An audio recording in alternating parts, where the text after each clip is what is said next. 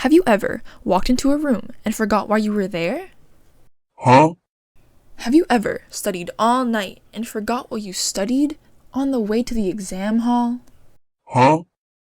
Have you ever taken what was meant to be a short nap that lasted 16 hours? Well. Would you look at that? Your brain might have this whole ADHD thing you might have never known about. Or you're just brain rotted from scrolling TikTok. Our game, Stop Being Lazy, turns that feeling into a board game. Stop Being Lazy is a 3 to 6 player, 20 to 30 minute social fun board game where everyone's racing to finish their tasks. But distractions, forgetfulness, and wavering motivation makes even simple progress hard. We designed this game to challenge the misconceptions that ADHD struggles from laziness. In reality, ADHD involves executive dysfunction, difficulties with working memory, task initiation, attention, and motivation. Our goal is to turn gameplay into empathy. We built the experience around 3 types of fun. First, hard fun, where the challenge feels meaningful and success feels earned. Second, transformative fun, where the player's perspective changes through play.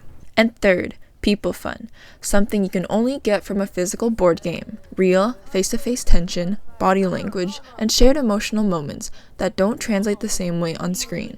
Our mechanics. The core loop is simple.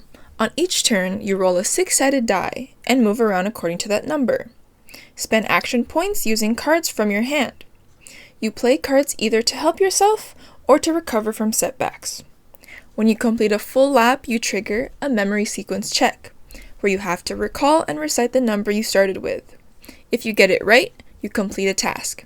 If you don't, you have to start again, as if you're rubber banding around the board, just like real executive dysfunction, where progress can reset even when you feel close to the finish. At the end of each round, after each player has taken their turn, a single player rolls a 4-sided die. That number becomes a shared setback, forcing everyone to move backwards that many spaces. As you move across the board, you notice there's different types of tiles. The blue tiles are neutral, nothing happens when you land on them. The purple spaces are called sequence peak tiles. It lets players briefly look at their memory sequence cards just for 2 seconds to simulate short-term relief and temporary clarity. The red distraction tiles forces players to draw and immediately resolve the negative cards on themselves. And the yellow checkpoint tiles represent real support systems. After a player lands on them or past the checkpoint, they cannot be pushed back by any effect or the motivational drift. Our early prototypes tried to simulate too much. We built mechanics trying to cover almost every ADHD symptom, and it quickly became overwhelming.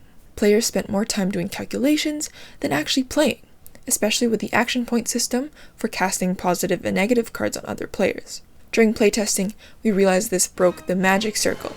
Instead of creating empathy, it created confusion, so we simplified. We narrowed the game down to one core mechanic, the memory sequence.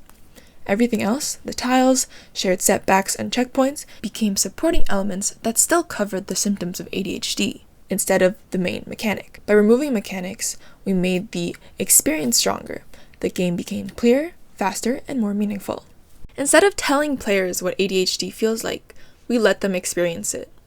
And in playtesting, the impact showed up immediately. One player paused mid-game and said, "I actually had to get my meds for this game."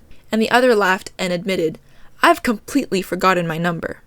Those moments told us we weren't just making a game, we were creating an understanding. Aww.